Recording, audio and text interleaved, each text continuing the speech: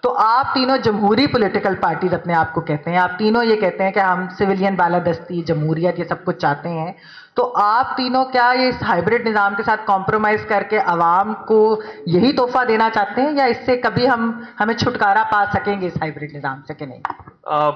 Honourable ولید اقبال صاحب نے بات کی بانی چیئرمین کی کہ انہوں نے مشرف کے ساتھ جو انہوں نے بیسکلی ان کا ریفرینڈم میں بھی سپورٹ کیا اور مشرف کے حامی رہے، اس کے لیے اپولوجائز کیا، مگر وہ صرف پی ٹی آئی کے بانی چیئرمین نہیں ہیں، وہ ہائیبرڈ نظام کی بھی بانی چیئرمین ہیں۔ ہائیبرڈ نظام کی بھی سنگ بنیاد جو ہے وہ عمران خان صاحب نے اس ملک میں رکھی ہے۔ ہماری ایک سٹرگل، ایک ہسٹری جو تھی، ہم دونوں جماعتوں نے کیا کیا؟ ہم نے 10 سال بھگتا، بدترین انتقام کا ہم نشانہ بنے، اور ہم نے تہیہ کیا کہ آج کے بعد یہ نہیں ہونے دیں گے۔ ہم نے چارٹر آف ڈیموکریسی، جو چارٹر آف ڈیموکریسی تھا، چارٹر آف ڈیموکریسی کا مقصد کیا تھا؟ چارٹر آف ڈیموکریسی کا مقصد یہ تھا کہ وہ مارشل لا ہو یا ہائیبرڈ نظام ہو، ہم آپس میں جو مرضی لڑیں، ہم کسی تیسرے فریق کو اپنی لڑائیوں کا فائدہ نہیں اٹھانے دیں گے، بینیفیشری نہیں بننے دیں گے، اور ہمیشہ کے لیے دروازہ بند کرنا چاہتے ہیں۔ بیکاز ہماری ایک سٹرگل تھی، ہم نے بھگتا تھا۔ ہم نے جب یہ تہیہ کیا تو اس کے بعد 2014 کے اندر جو ہائیبرڈ نظام کے بینیفیشریز ہماری پارٹی کو توڑ کے، ہمارے لوگوں کو جیل میں بند کر کے، اور دیکھیے کیا روایت ڈالی، منہ پہ ہاتھ پھیر کے میں اے سی اتار لوں گا، میں گھر کا کھانا نہیں جانے دوں گا۔ جن جن لوگوں کو جیل بھیجا گیا، کسی پہ منشیات ڈال دی گئی، مطلب مجھے بتائیں کہ رانا ثناء اللہ کا کیا قصور تھا؟ صرف یہ تھا کہ ان کی شکل عمران خان صاحب کو پسند نہیں تھی، کوئی کریڈیبل کیس کسی پہ نہیں بنا سکے، اینڈ دیٹ از اٹ۔ ہم نے جب یہ چارٹر آف ڈیموکریسی کیا، اگر عمران خان صاحب اس کے سگنیٹری بن جاتے اور 2014 میں کھڑے ہوتے، ڈیفائنس تب شو کرتے۔ اب کی ڈیفائنس کا کیا فائدہ کہ جب آپ اتنے بڑے ہائیبرڈ نظام کے بینیفیشری ہیں، آپ کو نہ صرف لایا گیا، آپ کو کندھوں پہ اٹھا کے لایا گیا، نعرے مارتے ہوئے لایا گیا، دوسری پارٹیوں کے بازو مروڑ کے، گردنیں کاٹ کے آپ کو لایا گیا، اور جب آپ کو لایا گیا، آپ میں یہ جرت ہونی چاہیے تھی، اخلاقی جرت ہونی چاہیے تھی کہ میں ڈیموکریٹ ہوں، میں کسی اور پارٹی کا کوئی شخص ٹرن کوٹ نہیں لوں گا، میں اس ہائیبرڈ نظام کا حصہ نہیں بنوں گا، میں چور دروازے سے اقتدار میں نہیں آنا چاہتا۔ اتنی جرت کرتے، اتنی ہمت کرتے۔ اب جو وہ بھگت رہے ہیں، only one man is responsible، ان کا نام عمران احمد خان نیازی ہے، nobody else is responsible۔ نہیں، لیکن سوری، میں اس کے اندر صرف ایک چیز ضرور انٹرجیکٹ کرنا چاہوں گی کہ آپ نے کہا ایک سیکنڈ جی، طارق صاحب جو عمران خان کو مجھ کو لیکچر دے رہے ہیں، آج یہی لیکچر میاں نواز شریف کو دیں۔ میں یہی بات پوچھنا چاہ رہی ہوں کہ کیا آپ لوگ اپولوجائز کریں گے اگر جو یہی الزامات اب آپ پر بھی لگ رہے ہیں نا؟ ابھی تو الیکشنوں کے بعد ہم رزلٹ دیکھیں گے سارا بات یہ کہ ہماری، آپ آ جائیں، ادھر آ جائیں، موسٹ ویلکم، اگر آپ بیٹھنا چاہتی ہیں ادھر آ جائیں۔ اچھا، ایسا ہے کہ ہمیں اس ہائیبرڈ نظام نے دیوار کے ساتھ لگایا۔ ہماری لڑائی کیا تھی؟ ہماری صرف لڑائی یہ تھی کہ ادارہ نیوٹرل ہو جائے۔ عمران خان صاحب بجٹ پاس کرانے کے لیے فون کرواتے تھے، بجٹ پاس کرانے کے لیے ووٹ آف کانفیڈنس لینا ہوتا تھا تو فون جاتے تھے۔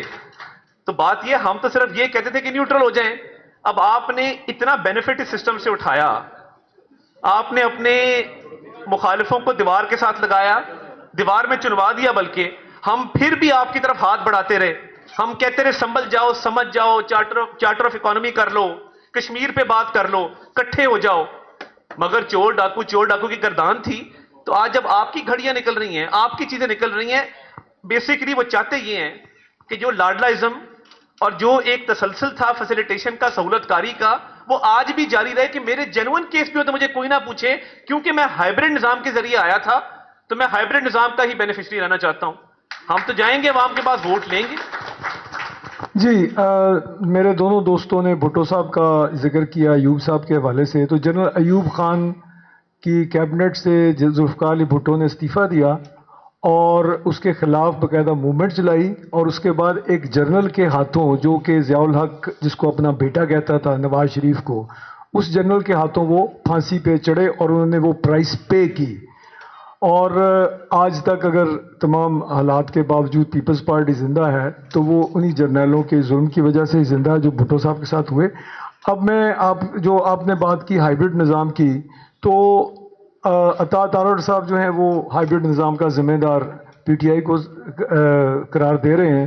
لیکن میں انہیں ریمائنڈ کروانا چاہوں گا کہ شہید محترمہ بینظیر بھٹو جب پاکستان سے باہر تھی انہوں نے نواز شریف کو اپروچ کیا, باوجود اس کے کہ نواز شریف کے بنائے ہوئے, نواز شریف یعنی کہ ضیاء الحق کے بیٹے کے بنائے ہوئے جھوٹے کیسز کے نتیجے میں آصف علی زرداری جیل میں تھے اور 14 سال کا قید کاٹی انہوں نے جھوٹے کیسز میں, ایک کیس بھی نہیں ثابت ہوا. تو اس کے باوجود بی بی جو ہیں وہ نواز شریف کے پاس گئیں, سی او ڈی کیا, پاکستان نواز شریف کو لے کر بینظیر بھٹو آئیں. اٹس پارٹ آف ہسٹری, یہ آپ ڈینائی نہیں کر سکتے کہ بی بی لے کے آئی نواز شریف کو واپس.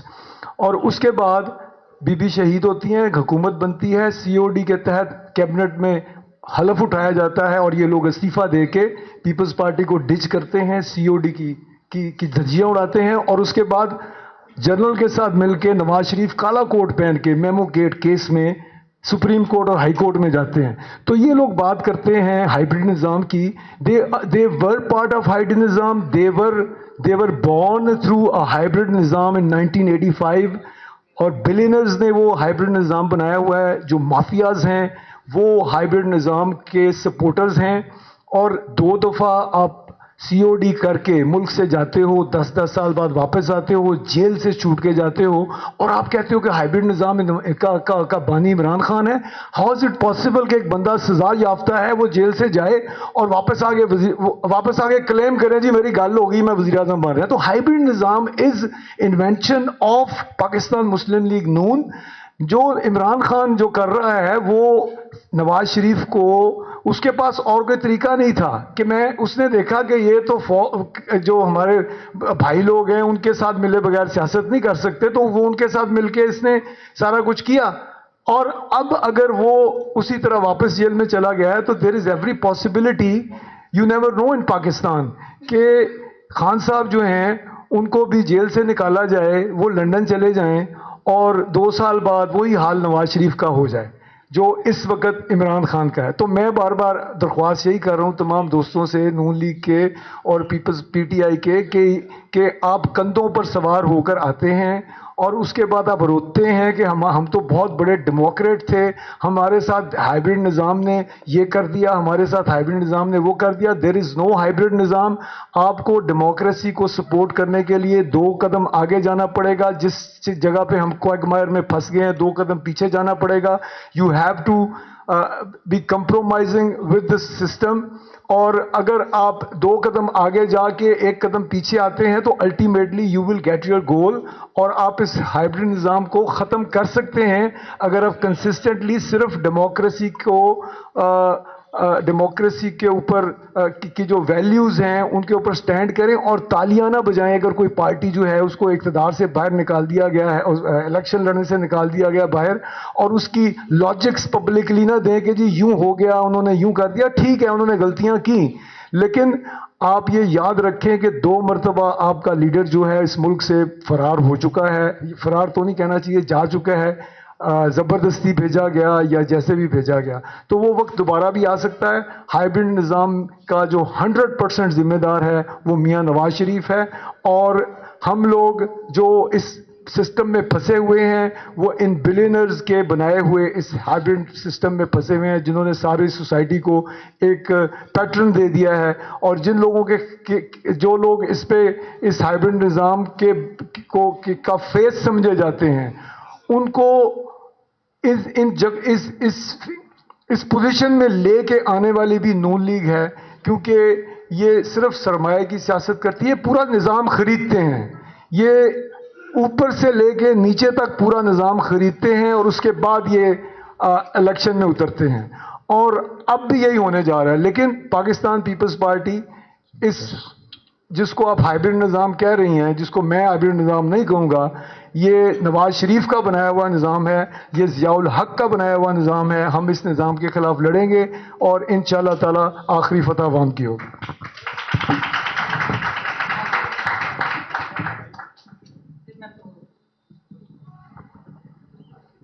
ہائیبرڈ نظام کا سب سے بڑا تحفہ تحریک انصاف کے لیے اقتدار نہیں تھا. ہائیبرڈ نظام کا سب سے بڑا تحفہ تحریک انصاف کے لیے اقتدار سے محروم ہونا تھا, جس کے نتیجے میں اس کو پاکستان کی تاریخ کی ریکارڈ مقبولیت جو ہے وہ حاصل ہوئی، وہ مقبولیت جو ہر ایک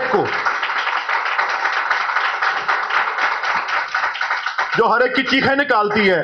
جب بلا بحال ہوتا ہے چیخیں کس کی نکلتی ہیں؟ پی ایم ایل این والے تنقید کرتے ہیں اس کے اوپر. کوئی فیصلہ حق میں آتا ہے کسی بھی معاملے کے اوپر تو پی ایم ایل این اور پی پی پی والے اس کے اوپر تنقید کرتے ہیں کہ جی یہ لاڈلائزم ادھر سے آ رہا ہے.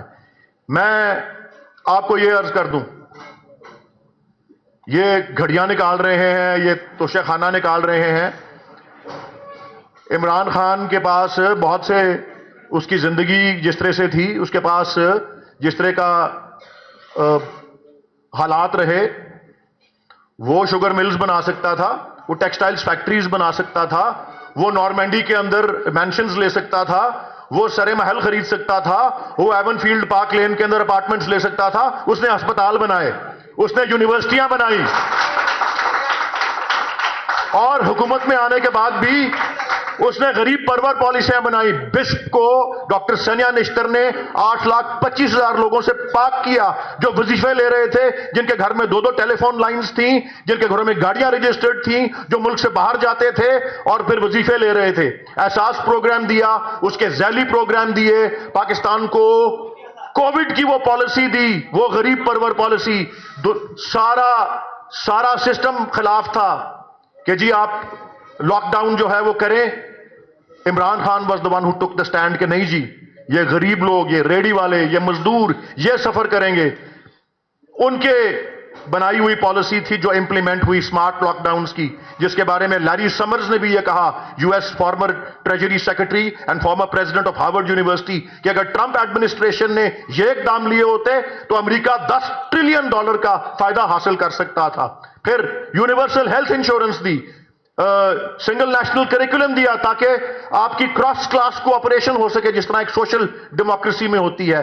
یہ اس آدمی نے کر کے دکھانے کی کوشش کی. اس کے لیے جب وہ پاور سے آؤسٹ ہوا، لوگ پاور سے آؤسٹ ہوتے ہیں، لوگ مٹھائیاں بانٹتے ہیں. آپ نے دیکھا وہ پاور سے آؤسٹ ہوا تو کس طرح سے اس کو سپورٹ ملی اور کس طرح سے پورا نظام آپ نے دیکھا ہے کہ انسٹیٹیوشنلی اس کی پارٹی کو ڈیسیمیٹ کرنے، اس کو الیکشن سے باہر رکھنے کی ایک سٹیپ جو ہے مکمل وہ پوری ہو چکی ہے.